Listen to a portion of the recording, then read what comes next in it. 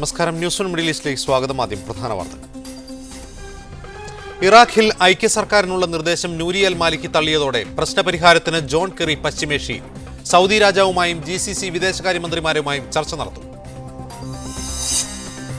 റമദാനിനായി Gulf രാജ്യങ്ങൾ ഒരുങ്ങി. വിശ്വാസികൾക്കായി മസ്ജിദുകൾ സജ്ജം. എങ്ങും ഇഫ്താർ ടെന്റുകൾ ഉയരുന്നു. സൗദിയിൽ അൽ ഖർജിൽ വാഹനാപകടത്തിൽ 3 മലയാളികൾ മരിച്ചു. മരിച്ചവർ മലപ്പുറം സ്വദേശികൾ. ഇന്ത്യൻ കറി പൗഡറുകളുടെ ഗുണനിലവാരത്തിൽ കുവൈത്തിന് ആശങ്ക. ഇന്ത്യൻ മസാലകൾക്ക് ഗുണനിലവാര സർട്ടിഫിക്കറ്റ് നിർബന്ധമാക്കണമെന്ന് ഭക്ഷ്യസുരക്ഷാ വിഭാഗം. ഇറാഖിൽ ഇടപെടാൻ ഇറാനും സിറിയയും നീങ്ങുന്നതിനിടെ പ്രശ്നപരിഹാരത്തിന് വഴി തേടി US സ്റ്റേറ്റ് സെക്രട്ടറി ജോൺ കെറി വീണ്ടും ഗൾഫിലേക്ക്. നാളെ സൗദിയിൽ അബ്ദുള്ള രാജാവുമായി ചർച്ച നടത്തുന്ന കെറി മറ്റ് ഗൾഫ് രാജ്യങ്ങളുടെ വിദേശകാര്യമന്ത്രിമാരുമായും ആശയവിനിമയം നടത്തും.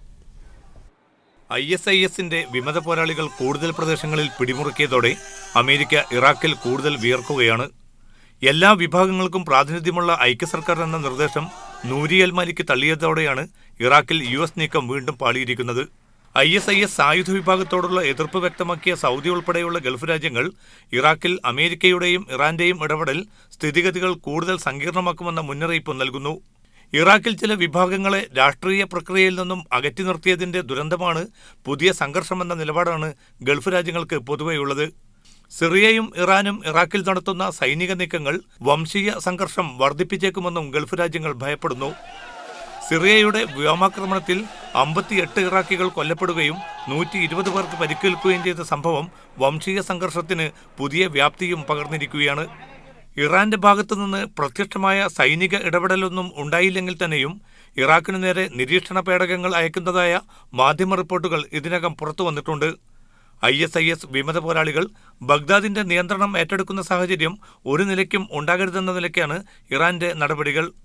സങ്കീർണമായ വംശീയ രാഷ്ട്രീയ ഘടകങ്ങൾ ഉൾച്ചേർന്ന ഇറാഖ് പ്രതിസന്ധിയെ എങ്ങനെ നേരിടണമെന്നറിയാതെ വലയുകയാണ് അമേരിക്ക.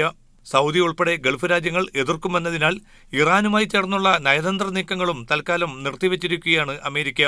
ഏതായാലും ജോൺ കെറിയുടെ ഗൾഫ് സന്ദർശനം രാഷ്ട്രീയ നയതന്ത്ര കേന്ദ്രങ്ങൾ ഏറെ താൽപര്യത്തോടെയാണ് ഉറ്റുനോക്കുന്നതും.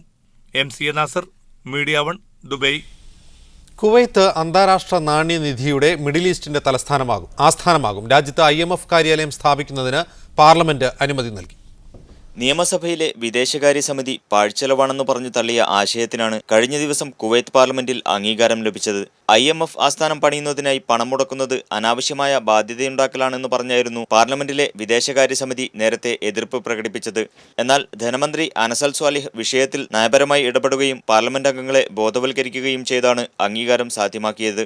രാജ്യത്ത് IMF ആസ്ഥാനം വരുന്നത് പലതരത്തിലും ഗുണം ചെയ്യുമെന്ന വിശദീകരണത്തോടെയാണ് മന്ത്രി വിഷയം പാർലമെന്റിൽ ചർച്ചക്കെടുത്തത്. ലോകരാജ്യങ്ങൾക്കിടയിൽ കുവൈത്തിന്റെ യശസ് വർദ്ധിക്കാൻ നാണ്യനിധിയുടെ മധ്യപൗരസ്ത്യ മേഖലയിലെ ആസ്ഥാനം വരുന്നതിലൂടെ സാധിക്കുമെന്ന് ധനമന്ത്രി അഭിപ്രായപ്പെട്ടു. അന്താരാഷ്ട്ര തലത്തിൽ നടത്തിയ നിരന്തര ശ്രമങ്ങളെ തുടർന്നായിരുന്നു കുവൈത്തിൽ ആസ്ഥാനം സ്ഥാപിക്കാൻ IMF സന്നദ്ധമായതെന്നും മന്ത്രി കൂട്ടിച്ചേർത്തു.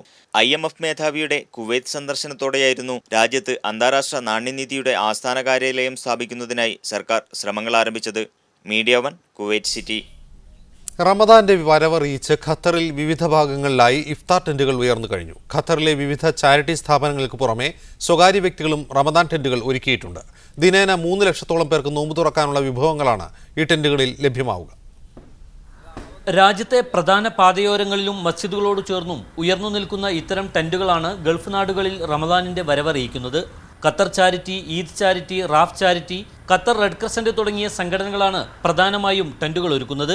ഇവ കൂടാതെ മനുഷ്യസ്നേഹികളായ സ്വദേശികൾ നടത്തുന്ന ടെന്റുകളും റമദാനിൽ സജീവമാകും. താഴ്ന്ന വരുമാനക്കാരായ തൊഴിലാളികൾക്ക് നോമ്പ് കാലത്ത് ഇത്തരം ടെന്റുകൾ വലിയ ആശ്വാസമാണ്. കൊടും ചൂടിൽ നിന്ന് രക്ഷ നേടാൻ ഓരോ ടെന്റിലും ശീതീകരണ സംവിധാനങ്ങളും ഒരുക്കിയിട്ടുണ്ട്. സുരക്ഷാ കാരണങ്ങളാൽ സിവിൽ ഡിഫൻസ് വിഭാഗത്തിന്റെ അടക്കം അനുമതി ലഭിച്ചാൽ മാത്രമേ ടെന്റുകൾ തുടങ്ങാനാവൂ. വിവിധ മുനിസിപ്പാലിറ്റികളുടെ മേൽനോട്ടത്തിൽ ഇത്തരം ടെന്റുകളിൽ റമദാനിൽ തുടർച്ചയായി സുരക്ഷാ പരിശോധനകളും നടക്കും. Mujibur Rahman, media 1, Doha. June 27 വെള്ളിയാഴ്ച ഖത്തറിൽ ഷാബാൻ 29 പൂർത്തിയാവുന്നതിനാൽ അന്ന് രാജ്യത്തെ വിശ്വാസികൾ മാസപ്പിറവി നോക്കണമെന്ന് മതകാര്യ മന്ത്രാലയം നിർദ്ദേശിച്ചു. മാസപ്പിറവി കാണുന്നവർ ദഫ്നയിലെ ഔക്കാഫ് മന്ത്രാലയത്തെ ആസ്ഥാനത്തെത്തി മാസപ്പിറവി നിർണയ കമ്മിറ്റി അറിയിക്കണമെന്നും മന്ത്രാലയം അറിയിച്ചു. കുവൈത്തിലെ 5 പാർലമെന്റ് സീറ്റുകളിലേക്കുള്ള ഉപതെരഞ്ഞെടുപ്പ് സമാപിച്ചു. 4 വനിതകളടക്കം 72 സ്ഥാനാർത്ഥികളാണ് മത്സരരംഗത്തുണ്ടായിരുന്നത്. വോട്ടെടുപ്പ് സമാധാനപരമായി പൂർത്തിയായതിനാൽ പൂർത്തിയായതായി സുപ്രീം ഇലക്ഷൻ കമ്മീഷൻ അറിയിച്ചു. ഇന്ത്യൻ കറി മസാലകളുടെ ഗുണനിലവാരത്തിൽ കുവൈത്ത് ഭക്ഷ്യസുരക്ഷാ വിഭാഗത്തിന് ആശങ്ക. മസാല ഇനങ്ങൾക്ക് ക്വാളിറ്റി സർട്ടിഫിക്കറ്റ് നിർബന്ധമാക്കണമെന്ന് ആരോഗ്യ മന്ത്രാലയത്തോട് അഭ്യർത്ഥിച്ചു. ഇന്ത്യയിൽ നിന്നുള്ള മാമ്പഴ ഇറക്കുമതി നിരോധിക്കണമെന്നും ഭക്ഷ്യസുരക്ഷാ കമ്മിറ്റി ആവശ്യപ്പെട്ടു. ഇന്ത്യൻ കറി മസാലകൾക്ക് കുവൈത്തിൽ ആവശ്യക്കാർ ഏറെയാണ്.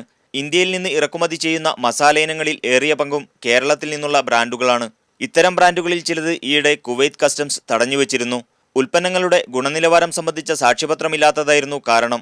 ഇതേ തുടർന്ന് ഇന്ത്യയിൽ നിന്നുള്ള കറി മസാലകളുടെ ഗുണമേന്മ ഉറപ്പുവരുത്തണമെന്ന് കുവൈത്ത് മുനിസിപ്പാലിറ്റിക്ക് കീഴിലെ ഭക്ഷ്യസുരക്ഷാ കമ്മിറ്റി ആരോഗ്യ മന്ത്രാലയത്തോട് അഭ്യർത്ഥിച്ചിരിക്കുകയാണ്.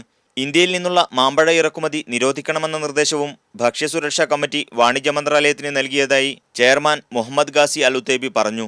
ഹോങ്കോങ്, ദക്ഷിണ കൊറിയ, ലിബിയ തുടങ്ങിയ രാജ്യങ്ങളിൽ നിന്നുള്ള കോഴിയിറച്ചി ഇറക്കുമതി നിയന്ത്രിക്കണമെന്ന ശുപാർശയും കമ്മിറ്റി മുന്നോട്ട് വെച്ചിട്ടുണ്ട്. ഇന്ത്യ, ഡെൻമാർക്ക് എന്നിവിടങ്ങളിൽ നിന്നും കോഴിയിറച്ചിയും പൗൾട്രി ഉൽപ്പന്നങ്ങളും കൊണ്ടുവരുന്നതിന് നിലവിലുള്ള നിരോധനം തുടരാൻ തീരുമാനിച്ചതായും ഫുഡ് സേഫ്റ്റി കമ്മിറ്റി അറിയിച്ചു. Media 1 Kuwait City. അജ്മാനിലെ ജയിലുകളിൽ കഴിയുന്ന വിവിധ രാജ്യക്കാരായ 25 തടവുകാർക്ക് മോചനം. പുണ്യ റമദാൻ കണക്കിലെടുത്ത് ഇവരെ മോചിപ്പിക്കാൻ UAE സുപ്രീം കൗൺസിൽ അംഗവും അജ്മാൻ ഭരണാധികാരിയുമായ Sheikh Humaid bin Rashid Al നുഹൈമിയാണ് ഉത്തരവിട്ടത്. ശിഷ്ടകാലം തെറ്റുകളിലകപ്പെടാതെ കുടുംബത്തോടൊപ്പം സമാധാന ജീവിതം നയിക്കാൻ ഇവർക്ക് സാധിക്കട്ടെ എന്ന് ഭരണാധികാരി ആശംസിച്ചു. റമദാനെ വരവേൽക്കാനായി കുവൈത്തിൽ ആരാധനാലയങ്ങൾ ഒരുങ്ങി. അറ്റകുറ്റപ്പണികൾക്കായി അടച്ചിട്ടിരുന്ന രാജ്യത്തെ 174 പള്ളികൾ റമദാന് മുമ്പ് തുറന്നുകൊടുത്തതായി ഔക്കാഫ് ഇസ്ലാമിക കാര്യ മന്ത്രാലയം അറിയിച്ചു. റമദാനിൽ വിശ്വാസികൾ സജീവമാകുന്നതിനാൽ കുവൈത്ത് ഔക്കാഫ് മന്ത്രാലയം മികച്ച തയ്യാറെടുപ്പുകളാണ് നടത്തിയത്. എല്ലാ ആരാധനാലയങ്ങളിലും പരവതാനികൾ പുതുക്കുകയും ആവശ്യമായ ഖുർആൻ പ്രതികൾ എത്തിക്കുകയും ചെയ്തിട്ടുണ്ട്. കൂടുതൽ വിശ്വാസികൾ എത്തിച്ചേരാൻ സാധ്യതയുള്ള രാജ്യത്തെ പ്രധാന പള്ളികളോട് ചേർന്ന് നമസ്കാര തമ്പുകളുടെ നിർമ്മാണം പുരോഗമിക്കുകയാണ്. തറാവീഹിനും മറ്റുമെത്തുന്ന വിശ്വാസികളുടെ ബാഹുല്യം കണക്കിലെടുത്ത് 136 പള്ളികളോട് ചേർന്നാണ് കുവൈത്ത് മുനിസിപ്പാലിറ്റിയുടെ സഹകരണത്തോടെ ടെന്റുകൾ പണിയുന്നത്. ആവശ്യമായ എല്ലാ സുരക്ഷാ സംവിധാനങ്ങളും ടെന്റുകളിൽ സ്ഥാപിക്കും. ഏതാണ്ട് എല്ലാ പള്ളികൾ കേന്ദ്രീകരിച്ചും നോമ്പ് തുറക്കാനുള്ള സൗകര്യവും ഒരുക്കി കഴിഞ്ഞു. വിവിധ സന്നദ്ധ സംഘടനകളുമായി സഹകരിച്ചാണ് ഇഫ്താർ വിഭവങ്ങൾ വിതരണം ചെയ്യുക. അവസാന പത്തിൽ രാത്രി നമസ്കാരത്തിനും എഴുത്തിക്കാഫിരിക്കാനുമായി കൂടുതൽ ആളുകൾ എത്തുന്ന പള്ളികളിൽ കുടിവെള്ളം, ജ്യൂസ്, അത്താഴ വിഭവങ്ങൾ എന്നിവ വിതരണം ചെയ്യും. തറാവീഹിനും രാത്രി നമസ്കാരത്തിനും നേതൃത്വം നൽകുന്നതിന് നിലവിലുള്ള 90 ഇമാമുകൾക്ക് പുറമെ വിവിധ ഇസ്ലാമിക രാജ്യങ്ങളിൽ നിന്ന് 75 ഖുർആൻ പാരായണ വിദഗ്ധരെ റമദാനിൽ പ്രത്യേകമായി കൊണ്ടുവരുന്നുണ്ടെന്നും ഔക്കാഫ് ഇസ്ലാമിക കാര്യ മന്ത്രാലയത്തിന്റെ പള്ളി വിഭാഗം അസിസ്റ്റന്റ് അണ്ടർ സെക്രട്ടറി വലീദ് അൽ ഷുഐബ് വ്യക്തമാക്കി. Media 1 Kuwait. ഷാർജ റമദാൻ ഫെസ്റ്റിവലിന്റെ ഭാഗമായി ഷാർജ ചേംബർ ഓഫ് കൊമേഴ്സും ക്ലോറോഫിൽ ഇവന്റ്സും ചേർന്ന് ഇത്തവണയും ജോയ് ഓഫ് ഗിവിംഗ് എന്ന പേരിൽ ഇഫ്താർ സംഗമം സംഘടിപ്പിക്കുന്നു. ജൂലൈ 25-ന് ഷാർജ ബുഹൈറ കോർണിഷിലാണ് ഇഫ്താർ സംഘടിപ്പിക്കുന്നത്. റമദാൻ ഫെസ്റ്റിവലിന്റെ ഭാഗമായി ഷാർജ ചേംബർ ഓഫ് കൊമേഴ്സും ക്ലോറോഫിൽ ഇവന്റ്സും ചേർന്നാണ് ഇത്തവണയും ജോയ് ഓഫ് ഗിവിംഗ് എന്ന പേരിൽ ഇഫ്താർ സംഗമം സംഘടിപ്പിക്കുന്നത്. ജൂലൈ 25-ന് ഷാർജ ബുഹൈറ കോർണിഷിലാണ് ഇഫ്താർ സംഘടിപ്പിക്കുക. ഇഫ്താറിനൊപ്പം വിവിധ ഷോപ്പിംഗ് മാളുകളിലും മാർക്കറ്റുകളിലും സ്ഥാപിച്ച ചാരിറ്റി ബോക്സുകളിൽ നിന്നും ലഭിക്കുന്ന ചാരിറ്റി വിഭവങ്ങൾ അർഹതപ്പെട്ടവരിൽ എത്തിക്കാനും ഒരുക്കങ്ങൾ പൂർത്തിയായതായി സംഘാടകർ അറിയിച്ചു.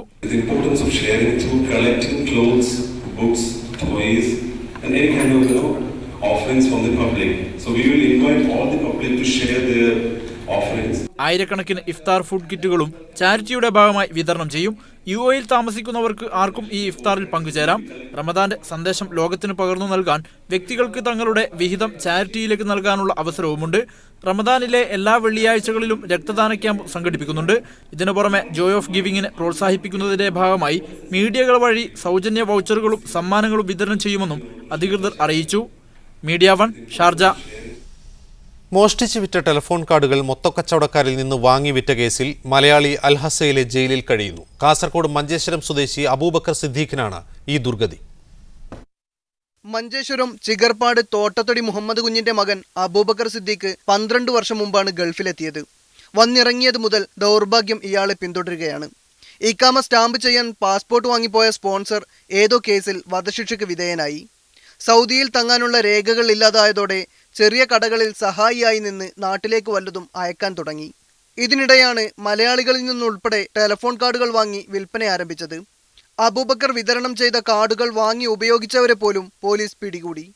മോഷണം പോയ കാർഡുകളായിരുന്നു ഇവയെന്ന് പിന്നീട് പോലീസ് തന്നെ തേടിയെത്തിയപ്പോഴാണ് അബൂബക്കർ അറിഞ്ഞത്. താൻ എവിടെ നിന്നാണ് കാർഡുകൾ വാങ്ങിയതെന്ന് പോലീസിനോട് അബൂബക്കർ ഏറ്റുപറഞ്ഞു. പിടികൂടിയ 60ഓളം പേരെ വിട്ടയച്ചെങ്കിലും അബൂബക്കർ സിദ്ദീഖ് ജയിലിൽ തന്നെയായി. ഇയാളെ രക്ഷിക്കണമെന്ന അഭ്യർത്ഥനയുമായി കുടുംബം പ്രവാസികാര്യ വകുപ്പിനും നോർക്കക്കും പരാതി നൽകിയിട്ടുണ്ട്. ഇദ്ദേഹത്തിന് എംബസിയിൽ ഇതിനെ പറ്റി ഒരു അന്വേഷണത്തിന് വേണ്ടി കേസ് കൊടുത്തിട്ടുണ്ട്. ആ എംബസിയുടെ സഹായത്തോടു കൂടി ഇദ്ദേഹത്തിൻ്റെ ഫയലെല്ലാം എടുത്ത് ഇദ്ദേഹം നിയമപരമായി എങ്ങനെ നമുക്ക് മോചിപ്പിക്കാൻ പറ്റും എന്നതിനെപ്പറ്റി ഞങ്ങൾ പഠിച്ചുകൊണ്ട് ഇരിക്കുകയാണ്. അബൂബക്കറെ രക്ഷിക്കാനുള്ള തീവ്ര ശ്രമത്തിലാണ് ദമാമിലെ ജീവകാരുണ്യ പ്രവർത്തകർ. Sajid Arattupuzha, media 1, Dammam. പ്രവാസ ജീവിതം അവസാനിപ്പിച്ച് നാട്ടിലേക്ക് മടങ്ങുന്ന സാമൂഹിക പ്രവർത്തകരെ ജിദ്ദയിൽ ആദരിച്ചു. മാപ്പിളപ്പാട്ട് നിരൂപകനും സാംസ്കാരിക പ്രവർത്തകനുമായ Umar Anchachavadi, Jeddah Islamic Dawa council പ്രബോധകൻ MP സുലൈമാൻ ഫൈസി എന്നിവരെയാണ് മലയാളി ജിദ്ദയുടെ ആഭിമുഖ്യത്തിൽ ആദരിച്ചത്. പാഴേരി കുഞ്ഞുമുഹമ്മദ്, അബ്ദുൽ മജീദ് നഹ എന്നിവർ ഉപഹാരങ്ങൾ സമർപ്പിച്ചു. VK റൌഫ് പരിപാടി ഉദ്ഘാടനം ചെയ്തു. CK ഷാക്കിർ അധ്യക്ഷത വഹിച്ചു. പ്രൊഫസർ റൈനോൾഡ്, VM ഇബ്രാഹിം, അബൂബക്കർ അരീംറ എന്നിവർ ആശംസകൾ അർപ്പിച്ചു. 26 വർഷത്തെ പ്രവാസ ജീവിതം അവസാനിപ്പിച്ച് നാട്ടിലേക്ക് മടങ്ങുന്ന സാമൂഹ്യ പ്രവർത്തകൻ കുഞ്ഞാവൂട്ടി എ ഖാദറിന് യാത്രയയപ്പ് നൽകി.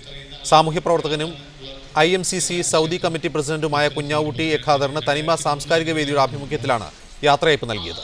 ഷറഫിയ ഇമാം ബുഖാരി ഇൻസ്റ്റിറ്റ്യൂട്ടിൽ നടന്ന പരിപാടിയിൽ തനിമ അഖില Saudi president CK Muhammad Najeeb അധ്യക്ഷത വഹിച്ചു.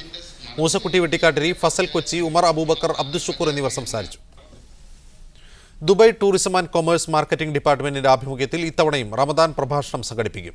ദുബായ് വേൾഡ് ട്രേഡ് സെന്ററിൽ എല്ലാ റമദാൻ ദിനങ്ങളിലും രാത്രി 10-ന് ആരംഭിക്കുന്ന വിവിധ ഭാഷകളിലുള്ള പ്രഭാഷണ പരമ്പരയിൽ മലയാള വിഭാഗത്തിൽ ഹുസൈൻ സലഫിയുടെ പ്രഭാഷണം ഇത്തവണ ഉണ്ടാകും. ജൂലൈ 9-ന് രാത്രി 10 മണിക്ക് നടക്കുന്ന ഹുസൈൻ സലഫിയുടെ പ്രഭാഷണം സഹനത്തിലൂടെ സ്വർഗത്തിലേക്ക് എന്ന വിഷയത്തിലായിരിക്കുമെന്ന് സംഘാടകർ വാർത്താസമ്മേളനത്തിൽ അറിയിച്ചു. കുവൈത്തിലെ ഹസാവിയിലുണ്ടായ അഗ്നിബാധയിൽ ഫർണിച്ചർ നിർമ്മാണശാല കത്തിനശിച്ചു. അനധികൃതമായി പ്രവർത്തിച്ചു പോന്ന സ്ഥാപനമാണ് ഇന്ന് രാവിലെ അഗ്നിക്കിരയായത്. ആളപായമുണ്ടായിട്ടില്ല. തീ നിയന്ത്രണ വിധേയമാക്കുന്നതിനിടെ സിവിൽ ഡിഫൻസ് സേനാംഗത്തിന് പരിക്ക് പറ്റി. താമസ സ്ഥലത്ത് മരപ്പണിശാല നടത്തിയതിന് ഉടമയ്ക്കെതിരെ പോലീസ് കേസെടുത്തു. കുവൈത്തിൽ കെട്ടിടത്തിന്റെ കോൺക്രീറ്റ് അടർന്ന് തലയിൽ പതിച്ചതിനെ തുടർന്ന് ഗുരുതര പരിക്കുകളോടെ ആശുപത്രിയിൽ കഴിയുന്ന പയ്യോളി കൊളാവിപ്പാലം സ്വദേശി പ്രവീൺ കുമാറിന് അഴീക്കോട് ജില്ലാ NRI അസോസിയേഷൻ കുവൈത്ത് സാമ്പത്തിക സഹായം നൽകി. അസോസിയേഷൻ ട്രഷറർ സത്യൻ വരുണ്ട ചെക്ക് കൈമാറി. KDNA ഭാരവാഹികളായ K ആലിക്കോയ, പ്രേംരാജ് കൊറോത്ത്, അഡ്വക്കേറ്റ് പ്രമോദ് കുമാർ, ദിനേശൻ പയ്യോളി